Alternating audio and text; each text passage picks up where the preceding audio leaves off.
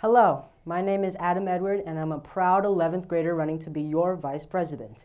Now, why am I eager to be vice president, you may ask? Well, I believe it provides me an incredible opportunity to amplify your voice and ensure your opinions are heard.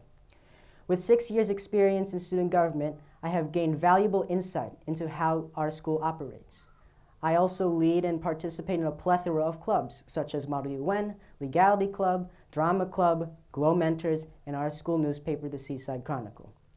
With our 20th anniversary coming up, as Vice President, I make a promise to you, the Scholars Academy community, in promoting more school spirit, whether this includes more school-wide events or creating some nice swag.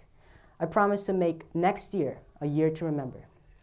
As Vice President, I will also be a leader that will communicate, advocate, and advertise the great job that student government does on a daily basis. Now, whether you vote for me or my distinguished opponents, I will always work hard for you and make sure your school experience is better than it is now. Love you all, peeps. And remember, be a peep, elect me Veep.